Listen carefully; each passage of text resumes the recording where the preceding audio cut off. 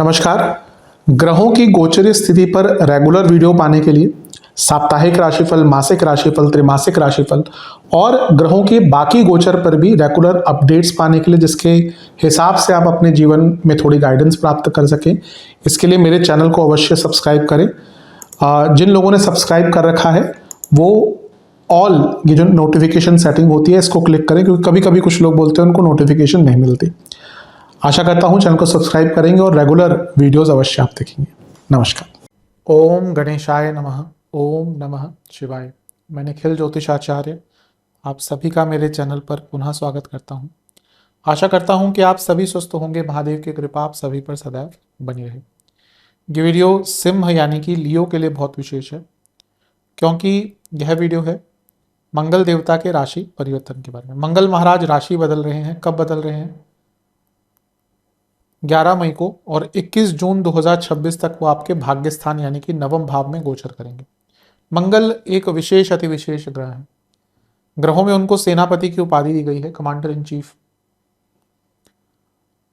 एक युद्ध में सबसे महत्वपूर्ण यदि किसी की पोजीशन होती है तो सेनापति की होती है। राजा तो कहीं ना कहीं एकदम अंत में आता है, लेकिन चीजों को कौन देखता है? इसीलिए मंगल लीडरशिप के कारक है। जिसका मंगल अच्छा होता है वो व्यक्ति लीडर होता है, बॉर्न लीडर होता है। मंगल वो ऊर्जा है, मंगल वो पावर है जो बदलाव ला सकती है। विद्युत कांति समप्रभम ये कहा जाता है मंगल के बारे में। हाँ, विद्युत के भी कारक है यानी कि इलेक्ट्रिसिटी के भी कारक हैं, और ये वो ऊर्जा है जो बदलाव लाती है। इसलिए मंगल के बिना आप अपने जीवन में कंफर्ट जोन से नहीं निकल सकते। हर व्यक्ति सोचता है मैं बड़ा करूं, लेकिन सोच और करने में जो फर्क है ना वही मंगल है। क्योंकि सोचते तो बहुत लोग हैं ये भी करना है वो भी करना है, पर वो इनिशिएट नहीं कर पाते, क्योंकि इनिशिएशन के लिए, कुछ चीज स्टार्ट करने के लिए जो पराक्रम चाहिए होता है, इसलिए पराक्रम का कारक भी मंगल ही है।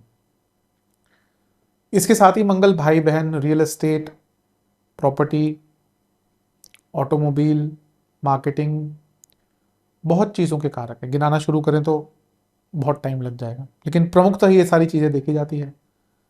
मंगल 2 भावों के स्वामी हैं। आपके नवमेश भी हैं, आपके चतुर्थेश भी हैं, क्योंकि एक ही ग्रह केंद्र और त्रिकोण का स्वामी है, तो ये बाय डेफिनेशन आपका योग कारक ग्रह मंगल बन जाते हैं। लेकिन यहाँ पे आप देखेंगे मैंने केतु महाराज भी दिखाए हैं, राहु महाराज भी दिखाए हैं, बृहस्पति महाराज भी दिखाए हैं। कारण क्या है? कारण ये है कि केतु का तो डायरेक्ट इंपैक्ट मंगल पर रहेगा, क्योंकि केतु की दृष्टि है मंगल पर, और बृहस्पति भी तीसरे घर को देख रहे हैं, राहु भी तीसरे घर को देख रहे हैं, और मंगल भी तीसरे घर को देखेंगे। तो आपका जो तीसरा भाव है वो बहुत ज़्यादा बली बन जाएगा, तो इसका भी इम्पैक्ट अवश्य रहेगा। तो इस वीडियो में यही विवेचना करेंगे कि मंगल देवता का गोचर क्या क्या बदलाव लाएगा। यदि लग्न राशि या चंद्र राशि आपकी सिम है, दोनों ही गाइडेंस के लिए देख सकते हैं। जहां से सूट और लेट ज्यादा करता है वहां से देखिए। व्यक्तिगत तौर पे मेरा मानना है लग्न से देखेंगे तो अच्छा, इनकेस नहीं पता है तो चंद्र राशि से भी इसको देख सकते हैं। शुरू करते हैं इस अत्यंत महत्वपूर्ण राशिफल का। शुरू करते हैं। नवम में आ रहे हैं मंगल, यानी कि भाग्य स्थान में। पहला तो राजयोग, त्रिकोण का स्वामी त्रिकोण में, केंद्र का स्वामी त्रिकोण में दूसरा राजयोग, और लक्ष्मी भाव के स्वामी लक्ष्मी भाव में। ये लक्ष्मी योग है, सौभाग्य लक्ष्मी योग है।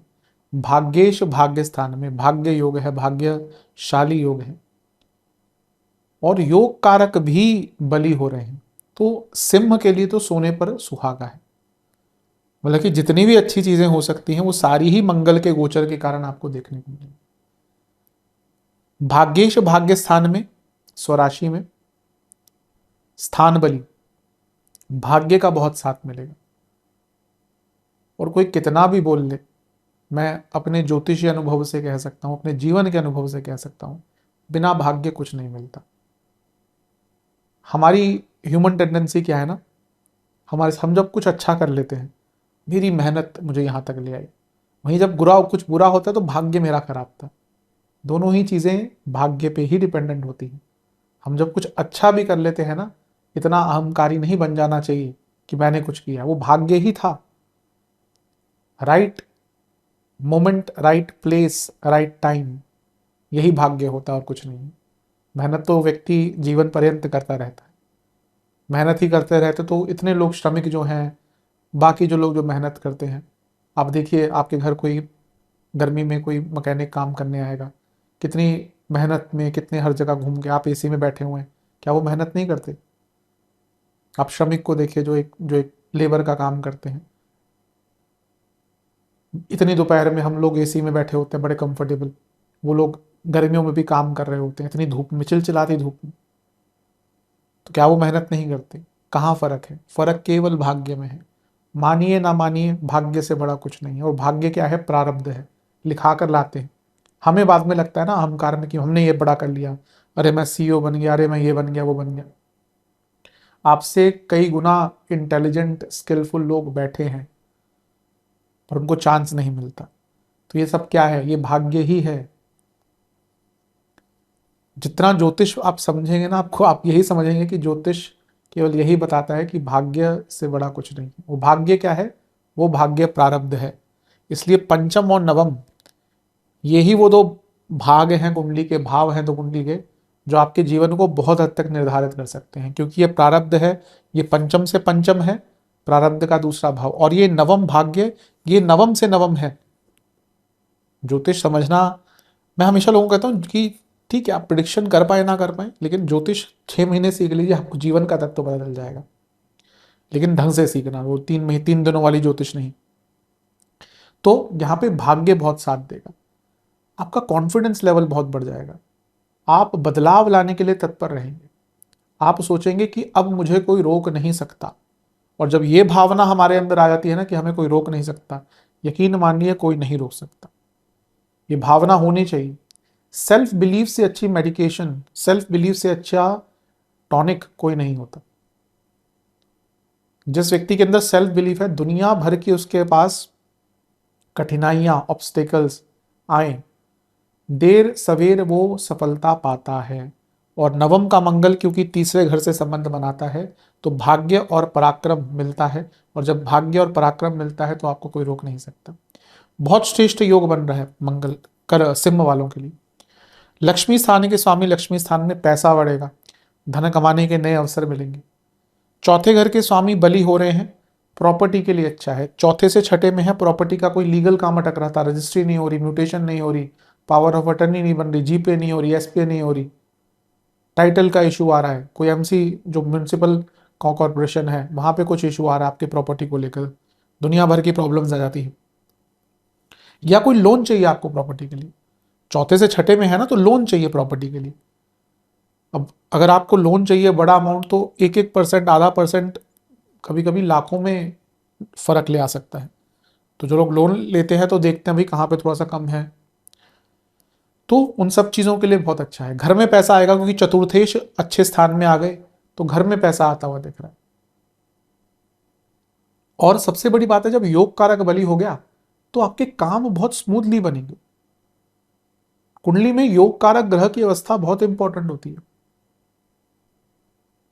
योग कारक की डेफिनेशन क्या होती है? जैसे मैंने बताया कि अगर एक ग्रह आपका केंद्र और त्रिकोण का स्वामी है तो वो योग कारक है।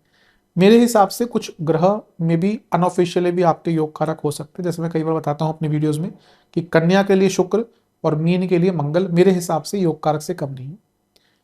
तो योग कारक की अवस्था यहाँ पे बहुत श्रेष्ठ है, आपके काम बहुत आराम से बनेंगे। केतु का प्रभाव है, यानी कि आप समझ पाएंगे कि आप गलत कहाँ जा रहे हैं।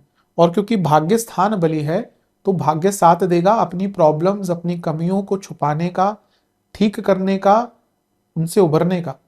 हम तो सब कमियों का पुतला है, हमें लगता है हमारे अंदर ये है। कभी बैठ के देखिए, चल जाएगा पता। कभी आईना सामने रखिए, हर चीज़ में कमी देखिए। आईना मतलब कि रियल मिरर नहीं, जो एक आत्म मंथन का मिरर होता है, रखिए अपने सामने, आपको दिखेगा कि कमियों से ज़्यादा तो कुछ है ही नहीं हमारे अंदर, लेकिन उनको ठीक करना चाहिए। Every day is a process. हर दिन हम थोड़ा थोड़ा सुधार करते हैं ना, तो जीवन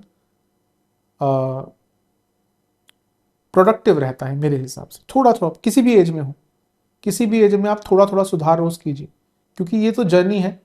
बॉडी खत्म हो सकती है ना, लेकिन जर्नी तो आगे भी जाएगी। आप कुछ लोग बच्चों को देखिए, बचपन से कंठस्थ उनको होती है गीता आदि संस्कृत, वो आप, मैं एक बच्चे को देख रहा था, वो 3 साल की उम्र में उनको गीता कंठस्थ है। वो इस जन्म का उनका शौर्य नहीं है, वो पिछले जन्म का है, जो कहीं अधूरा रह गया था वो इस जन्म में आकर पूरा कर रहे हैं। तो ये जैसे मैंने कहा ना, योग कारक का जो प्रभाव है ये आपके जीवन को सफल बनाने के लिए, भाग्य, पराक्रम, धन, शौर्य सब कुछ बढ़ने वाला है। कॉन्फिडेंस तो होता ही है सिंह वालों में। अब केतु का प्रभाव है तो कॉन्फिडेंस फेक नहीं होगा, दिखावे के लिए नहीं होगा, अपने कार्यों को पूर्ण करने के लिए होगा। ध्यान क्या देना है? मंगल अग्नि तत्व, मेष अग्नि तत्व, केतु अग्नि तत्व, बॉसेस, बॉसेस से झड़प हो सकती है, डिपार्टमेंटल चेंज हो सकता है आपका, हो सकता है कोई आपसे बॉसेस इतना चिढ़ जाए, इतना इनसिक्योर हो जाए कि आपका डिपार्टमेंट चेंज कर दे, या फालतू के प्रॉब्लम्स आपके लिए क्रिएट कर दे। पिताजी की सेहत का बहुत ध्यान दीजिएगा। ऑलरेडी अगर उनको कोई प्रॉब्लम है, कोई हेल्थ इशू है तो बहुत ध्यान दीजिएगा। और सबसे महत्वपूर्ण चीज़ ये है, अपने घर के बड़ों से भी बहुत आराम से बात कीजिएगा, हमेशा ही करनी चाहिए। यहाँ पे एक्स्ट्रा केयरफुल रहिए। कोई धार्मिक अनुष्ठान करना चाहते हैं घर में, किसी धार्मिक यात्रा पर निकलना चाहते हैं, प्लान करना चाहते हैं, रैंडमली भी हो सकता है, कभी कभी हम रैंडमली प्लान बनाते हैं, कभी कभी प्लानिंग भी करते हैं, तो दोनों ही चीज़ों के लिए बहुत श्रेष्ठ है। जो बच्चे हायर स्टडीज करते हैं उनके लिए बहुत श्रेष्ठ योग है। भाग्य का बहुत साथ मिलेगा, ये 40-41 जितने भी दिन हैं आपके लिए भाग्य बलशाली रहेगा। तो जब भाग्य का साथ मिलता है, भले ही गोचर की बात हो, उस टाइम पे व्यक्ति को अपने अपूर्ण कार्य पूर्ण करने की कोशिश करनी चाहिए। केतु का प्रभाव मंगल पर, और ये जो भाव है ये तीसरे से सप्तम है। कुछ सीखना चाह रहे थे, कोई स्किल वाइज अपने आप को बेटर करना चाह रहे थे, नहीं कर पा रहे थे, ये टाइम है कि उस स्किल में आप अपने आप को बहुत अच्छा कर लेंगे। केतु मंगल, इनका अगर कुंडली में मिलन है ना, व्यक्ति स्किलफुल होगा, आंख बंद कर कर बोल दीजिए। केतु और मंगल का कुछ भी मिलन है कुंडली में, एक दूसरे को देखते हैं, केतु मंगल को देख रहे हैं, केतु मंगल की राशि में है, क्योंकि डिस्पोजिटर होगा, राहु केतु के जो डिस्पोजिटर होते हैं उनसे संबंध हमेशा रहता है। मैं हमेशा कहता हूं कि राहु और केतु की राशियां मत मानिए, जो भी सिखा रहा है कभी उनसे पूछिए जाकर कि पराशर होरा शास्त्र या जो क्लासिक्स हैं, क्या उसमें कहीं पे भी राहु केतु की राशि मेंशन है? वृषभ उसकी राशि होगी, कहाँ लिखा है?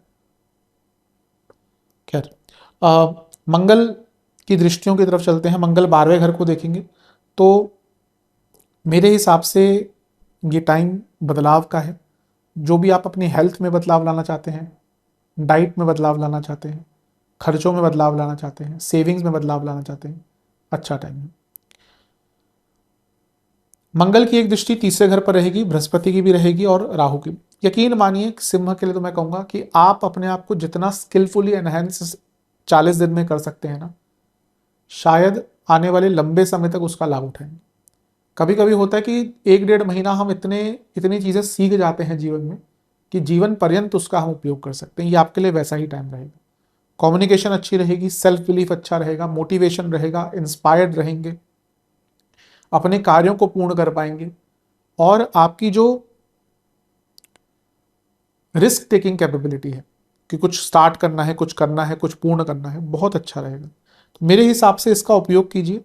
राहु और बृहस्पति एक्सपैंड करते हैं, मंगल इनिशिएट करते हैं, और केतु का प्रभाव है। तो जो सोच रहे थे, प्लानिंग कर रहे थे, वो एग्जीक्यूट करने का टाइम है। अपनी प्लानिंग को भरपूर एग्जीक्यूट कर पाएंगे। बिजनेस स्टार्ट करना चाहते हैं, बहुत अच्छा टाइम है। तीसरा भाव बहुत इंपॉर्टेंट होता है बिजनेस स्टार्ट करने के लिए। मैंने शायद बताया भी है, या तो मैंने शायद दूसरे चैनल में बताया हो जिसमें मैं भावों के बारे में बताता हूँ। तो ये वो टाइम है जब आप कुछ बड़ा डिसीजन ले सकते हैं। जॉब से बिजनेस की तरफ जाना है, आप में से कई लोग अभी जूझ रहे होंगे इस चीज़ को लेकर कि ना जॉब करें या बिजनेस करें, कई लोग जूझते हैं। खैर, ये निर्णय केवल गोचर पे आधारित मत लीजिएगा। जिन भी ज्योतिष के जो विद्वान होते हैं, जिनसे भी आप कनेक्टेड हैं, उनसे पूछकर ही ऐसा बड़ा डिसीजन तभी लेना चाहिए। हाँ, मैं एक इंडिकेशन दे सकता हूँ। और तीसरे घर पर इन तीनों का प्रभाव व्यक्ति के अंदर एक अजब सी ऊर्जा ले आता है कि ना मैं ये कर सकता, ये जो विश्वास हमारे अंदर आता है ना कि मैं ये कर सकता हूँ, भले ही उसमें देर लग जाए लेकिन देर सवेर वो काम होते हैं। सप्तम से त्रिकोण बली हो रहा है, बिजनेस में भी कुछ बड़े बदलाव लाने का मौका आपको मिल सकता है। पंचम से 11वां इतना बली हो रहा है, स्टूडेंट्स के जो काम अटक रहे थे वो पूर्ण हो सकते हैं। और जब तीसरा घर इतना बली होता है, व्यक्ति की इच्छाएं, चेष्टाएं, डिजायर इतने बढ़ जाते हैं कि वो व्यक्ति उसको पूर्ण भी कर पाता है। बस एक ही चीज कहूंगा, वर्ड ऑफ कॉशन, जब तीसरा भाव इतना बली होता है ना तो व्यक्ति ओवर इंपल्सिव हो जाता है। अभी चाहिए मुझे, यहाँ पे फिर गलतियां हो सकती हैं, तो इस चीज़ का ध्यान रखिएगा। अदरवाइज तो मेरे हिसाब से बहुत अच्छा है। मंगल का प्रभाव चौथे घर पर भी है, प्रॉपर्टी आदि के लिए बहुत अच्छा है, वाहन के लिए अच्छा है, लेकिन चौथे घर पर मंगल का प्रभाव हमेशा व्हीक्यूलर एक्सीडेंट्स के योग बना सकता है। थोड़ा सा अटेंटिव रहिएगा। मेरे हिसाब से ये मंगल का गोचर आपके लिए बहुत अच्छा है। जो भी मैंने नेगेटिव चीज़ें कही उनका ध्यान दीजिएगा।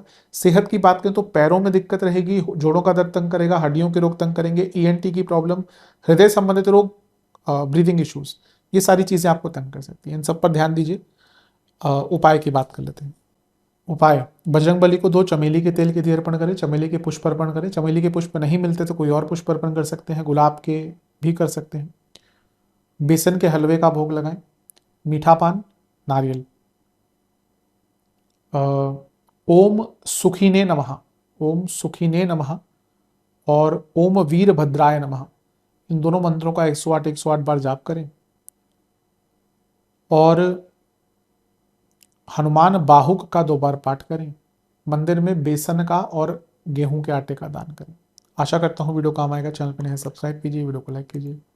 मिलता हूँ मैं आप सभी से अगली वीडियो में, तब तक के लिए ओम नमः शिवाय।